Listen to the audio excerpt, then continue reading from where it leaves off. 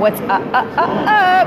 It's Friday, and it is the Revenue Rundown. So welcome to the channel today. Give us a like and a thumbs up if you're watching, and be sure to share with your friends and let them know that we are on live. Today, I've got Marco Muniz. What's my name? Marco, I forgot my name. You're the Deputy Revenue Commissioner for Collections. I am. We're going to be talking about the big E word today, which is enforcement. It's an important word, and it's an important thing that we do here at Revenue to make sure that the work that we do is fair and fair for all Philadelphians. But before we get to that, I want to talk about two really important deadlines. One is that real estate taxes are due on Sunday. We are in the concourse of Municipal Services Building, and it is really crazy busy, which is awesome. It means all these folks are paying their real estate taxes on time.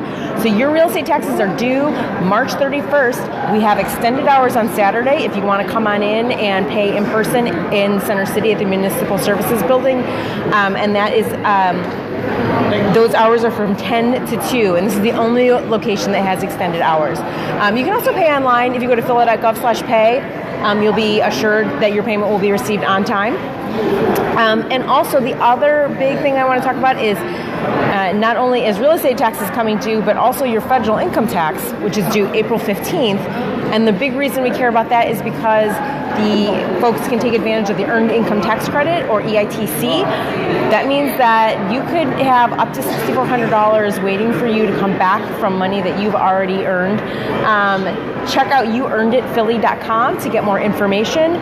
And I just have to say, there's over 188,000 Philadelphians who take advantage of the Earned Income Tax Credit, but there's over 50,000 who are eligible who do not apply, and they are leaving money on the table. So we encourage everyone to check out if they're eligible. youearneditphilly.com is a great resource.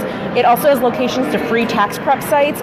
So if you're eligible for EITC, there are sites that are city sponsored that are staffed by IRS trained volunteers to help folks prepare their federal income taxes. Okay, so we also have a really great blog on our website right now of Mayor Kenny, who visited one of those tax sites, so that was pretty cool. We got him out there to say hi to everyone and check it out. But moving on, okay, so back to Marco and back to the word enforcement. So there's this really big kind of old perception, or this old idea that Philadelphians don't pay their taxes, and the city doesn't really do very much about it. Is that true? That's not true. That's not true. In fact, it's one of the, I was thinking about this before today. It's one of those things when I hear that, it's like I want to do that shaking my head emoji. I want to do that thing right there. Because it's one of the things that it's a cliche. It's almost like when you hear sporting events and people talk about Philly fans booing Santa Claus, and it's like, no, it's not even true. Well, I mean, it's from like the 60s. Right, yeah. It's like, when are you going to let that go? And every once in a while, it's kind of a story that it just kind of writes itself, but it's a cliche. It's not true. It also hurts enforcement. It hurts collections because we want people to voluntarily pay on time. It also does a disservice to the vast majority of people who do pay on time. Right. So that's not true. What is true is that the majority of taxpayers pay on time, pay timely. Over 96%. Over 90%. Over 90%, pretty much for all tax types, and over 96% for real estate within the first year. So they pay on time. But that perception that people don't pay on so it kind of suppresses the number of people that would voluntarily pay on time, and so then now you got to then step up enforcement. Okay. So if you have voluntary compliance, you don't need to have as much enforcement. Right. So that's ideally what we will have. And then the other thing that's not true is that we're not making progress, that we haven't been getting better at this, and we have. When we look back to see, you mentioned that we collected 96.1 for tax year 2017 in real estate. That's an all-time high. That's a record. When you compare that's for real estate. When you compare that to like 10 years ago, we were under 90%. So we went from under 90% collected within the first year to 96%. Mm-hmm. The significance of that is that for the most part, for every percentage that we increase, that's $11 to $12 million per year. That's amazing. That we get into the door quicker and can go into doing all the good things that revenue does for us. So let's talk about all of the good things that the revenue does for the city of Philadelphia. Like, why are paying your taxes really important? What is the stuff that our taxes pay for? Right.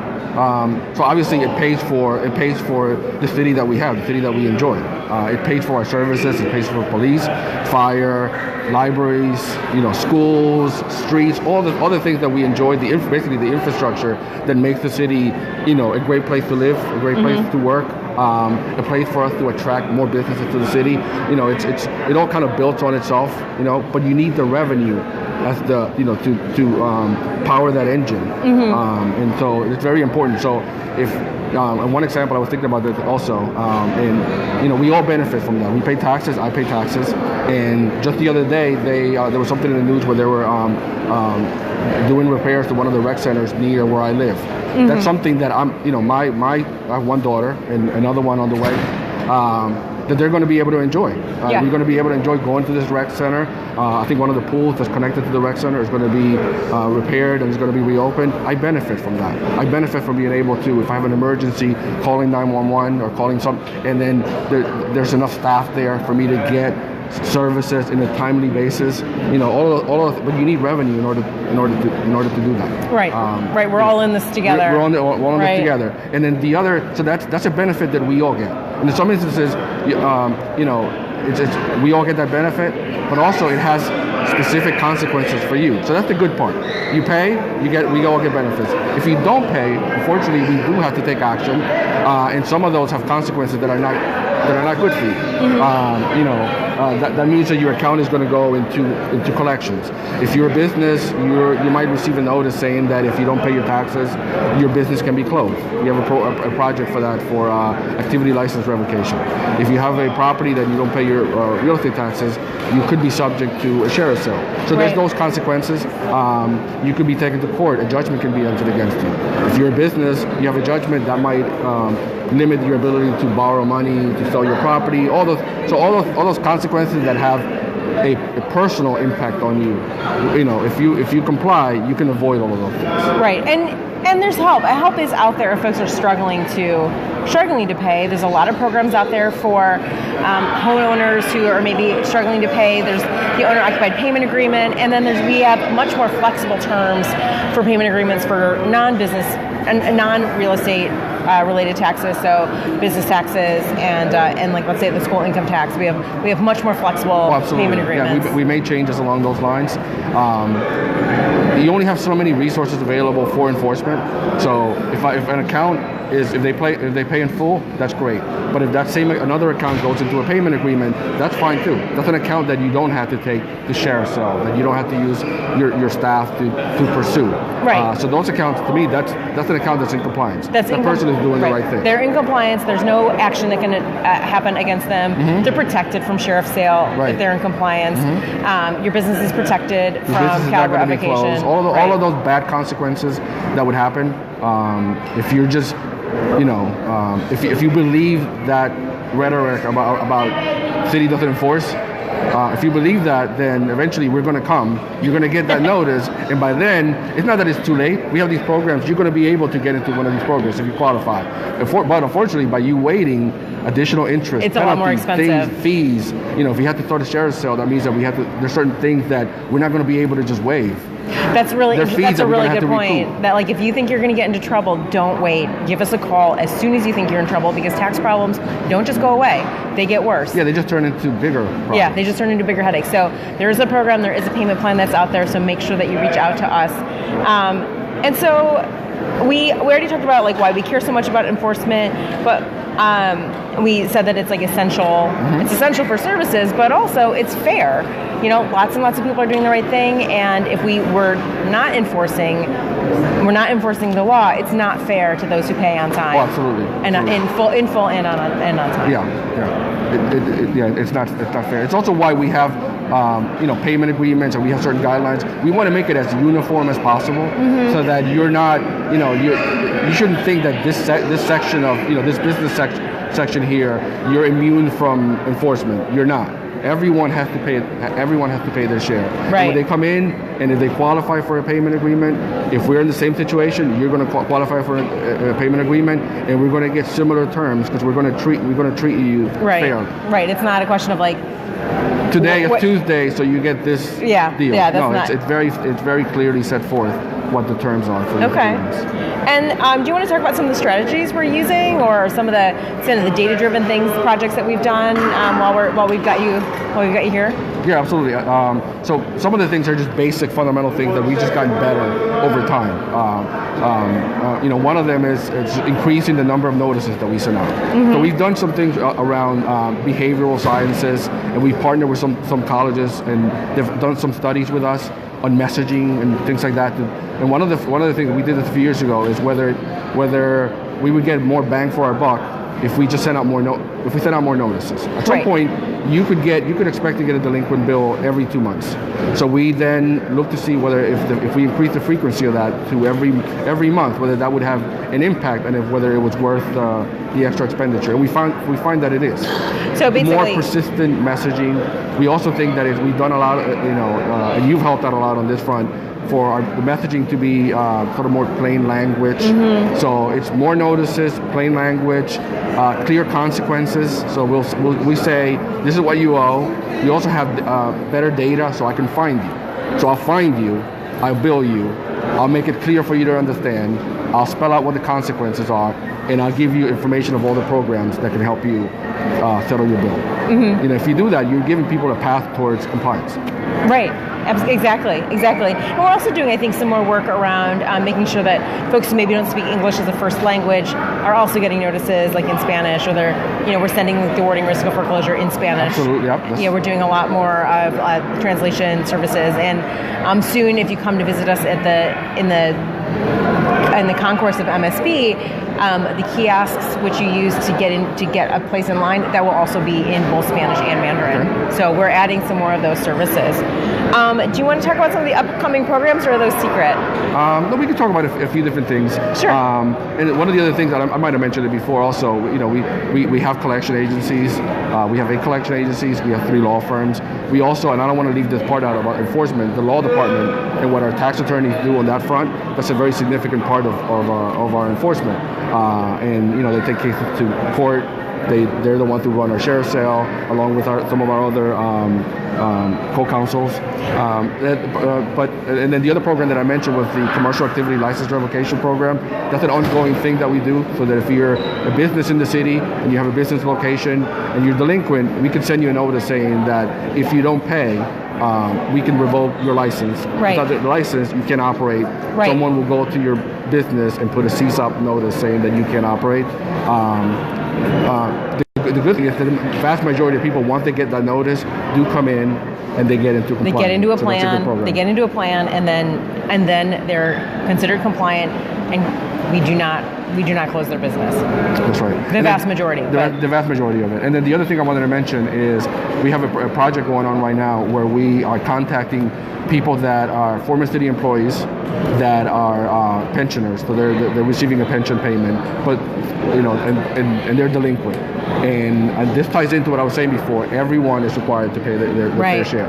So whether you're a business, or you're a former city employee, or a current city employee, or you're a vendor, or someone that does contracts with the city, you have to pay. So we, over time, we run different projects to identify, if we have an issue in one of these areas, and then we use the leverage that we have available to us to get them to comply, because everyone has to pay. And so those letters just went out to folks. They went out this month, yes. And I know that people have been calling about that, and that's really great. And we also said, there are lots of payment plans, so anybody who's gotten a letter from us, just reach back out. Let us know that you got it, and let us know that you're... It's just a matter of fairness. Yeah. If they're delinquent, then they have to pay like everybody else. But once they come in, they get this. They're eligible for this for every program that we have, just like everybody else is. So if they're eligible for NUPA on their real estate, and all they have to do is pay a small amount relatively, then they're eligible for that, and they'll be able to do that. So they're not held to any stricter standard, but they're held to the same standard. Right. And if you want to hear more about a lot of the work that Revenue has done around our data-driven efforts to reduce delinquency and increase collections, both with tax and water, we are doing an event with Philly Tech Week, and that is May think that's May 5th. It's a Monday. Is it Monday, May 5th? At 3 o'clock here in MSB. We'll put the link to the Eventbrite in the comments here. That's like for super heavy duty data nerds. If you really want to get into the numbers, we've got a panel of folks, including folks that are from Marco's team who work on the projects that he mentioned today. So that's part of Philly Tech Week in the first week of May on Monday, May 5th. And so that being said, thank you so much for talking to us, Marco. We are revenue staff is going to be at a ton of events this week. We are going to five events this Saturday alone. So if you want revenue staff at your event, just let us know. Give us a call or give us an email at vicki.riley@phila.gov. That's Vicki Riley. We have gone to over 200 events already in the last since last July, and we spread the gospel. We spread the gospel about how you can get into compliance, what programs are out there, and what the work that we're doing to level the playing field for everyone. So okay, I'll just do the quick revenue rundown. Okay. Saturday, March 30th, we are going to be at Councilwoman Janie Blackwell's Get Your House in Order. There's actually 2 of those going on, so reach out to the Councilwoman's office for those locations. That's out in West Philadelphia. We're also doing Councilwoman Cheryl Parker's budget briefing at Town Hall. That's up in Mount Airy. That's on Saturday. Reach out to her office for more information. We will be at the United Way Financial Wellness event, which is at the Free Library here downtown.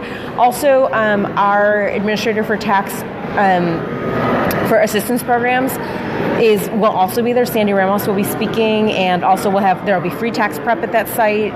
That's Saturday, tomorrow, at the Free Library down in Center City. Also, we'll be at State Senator Vincent Hughes's Together for West Philadelphia. That event is tomorrow, so reach out to his office if you want more information. On Monday, we'll be at Councilman Kenyatta Johnson's Senior Spring Bling. That's in South Philadelphia. And we'll also be at the South Kensington Community Partners in South Kensington.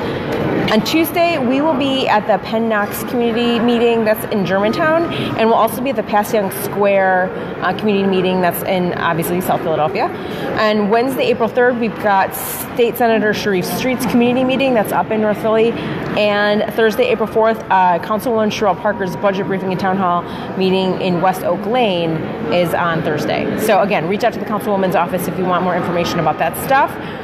We are always, like I said, always happy to visit your church, your community group, your business group, wherever you think people want to hear us talk about taxes. And a lot of people do. Let us know. There's still time. We can get you on the calendar. Email us at vicki.riley@phila.gov. And we will see you next week. Next week we have a super awesome guest from Temple University, Dr. Wayne Williams. All right. Thank you, everybody. Bye-bye.